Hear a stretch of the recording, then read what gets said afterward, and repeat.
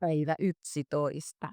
Hei, olen Eija tuttu tunteesta. Tervetuloa seuraamaan kirjoitushaasteen etenemistä. Istun työpöytäni ääressä ja katselen kuvia, joita tekoälyä apuna käyttäen loin tarinan henkilöistä ja kuvitteellista paikoista alkuvaiheessa. Ja tässä vaiheessa toki tiedän, mikä on päivätehtävä, niin olin kyllä kiitollinen noista kuvista. Voisin kirjoittaa tällä hetkellä tuntikausia, istua vain ja kirjoittaa. Kehoni on ilmaissut olevansa hieman eri mieltä, eli kaipaa liikuntaa ja asentojen vaihtelua, ja juuri liikunta on se, mikä on tässä yhteydessä jäänyt aivan liian vähälle. Siinä vaiheessa, kun tarina kulkee ja tekstiä tulee, mielessäni ei käy lainkaan mikään lenkille tai uimaan lähtö, ei minkäänlainen liikunta. Olisi kyllä hyvä käydä. Vanha kroppa moittii liiallisesta paikallaan istumisesta.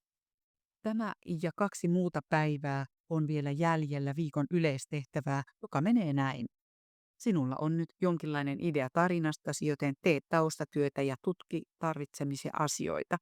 Tarpeen ja ideoiden mukaan hahmottele, luonnostele ja tarkenna. Tämän päivän päivätehtävä sisälsi 3 eri ajatuskuviota. Ensimmäinen, vältä perfektionismin ansaa. On houkuttelevaa muokata ja tarkistaa tekstiä matkan varrella, mutta muista, että tämä on ensimmäinen luonnoksesi. Älä jää jumiin jokaisen lauseen hiomiseen. Voit hienosäätää sitä myöhemmin. 2. Visuaaliset vihjeet. Harkitse visuaalisen vihjeen sijoittamista kirjoitusympäristöösi. Esimerkiksi kuvia, jotka liittyvät romaanisi tapahtumapaikkaan, tai tulostettu mietelause tai inspiroiva lainaus lempikirjailijaltasi. Kun katsot näitä vihjeitä, mielesi siirtyy automaattisesti kirjoitustaajuudelle. 3. Tietoisuusharjoitukset. Ennen kuin aloitat kirjoittamisen, harjoittele muutama minuutti toista tietoista läsnäoloa tai syvähengitystä. Tämä rauhoittaa mieltäsi ja valmistaa sitä keskittyneeseen luovaan työhön. Tietoinen keskittyminen voi olla voimakas laukaiseva tekijä. Ensin tuosta perfektionismin ansasta. Jos uuden päivän aamuna palaan vahingossa vanhaan tekstiin, niin hyvin helposti lähtee tekstin miettiminen ja hiominen käyntiin. Alkupäivinä se oli minulle ongelma. Sen jälkeen opin lukemaan vain viimeisen kappaleen ja olin taas kartalla siitä, mihin eilen jäin. Ja jos jotain tarvitsee tarkastaa, tarkastan sen juonikaaviosta tai henkilökorteilta tai apulehdeltä, jonka loin muutama päivä sitten ja jota myös käytän tähän tarkoitukseen.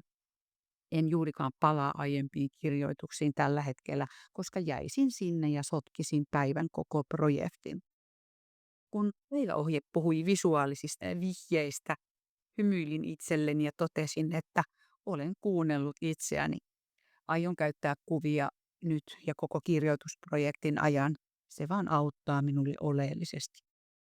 Tietoisuusharjoitus. Juu, niitä olisi tarpeen harjoitella.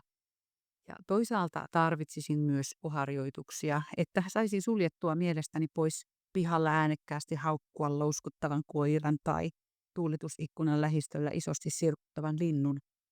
Mietin, auttaisiko tuo mindfulness ääniherkkyyteen, joka on seurannut minua lapsesta asti.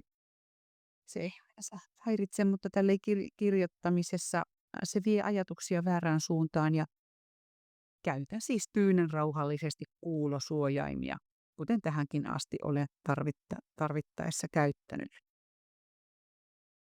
Osan lopun juonikuviot ja ensimmäiseen käännekohtaan saapuminen ovat työn alla. Suunnittelen niitä, pyörittelen niitä ja katson, miltä ne alkaa näyttää ja mihin ne mahdollisesti asettuu. Jännitettä löytyy kyllä, mutta tapahtumia tarvittaneen lisää. Se on vähän liian rauhallista se tapahtumatahti siihen nähden, mitä toivoisi. Kun jokainen tapahtuma sisältää oman tarinan kaavansa, niin on tässä vielä kehittely. Saattaa ilta loppua kesken, mutta ehkä niitä iltoja tulee lisää. Joten juonitellaan, kehitellään. Ja missä sinä menet luonnoksesi kanssa tällä hetkellä? Jolle ole vielä aloittanut, ota rohkea hyppy pystyssä päin. Ei siinä mitään häviä. Saatat jopa jotain positiivista yllättävää tavoittaa. Huomiseen. Rapustellaan.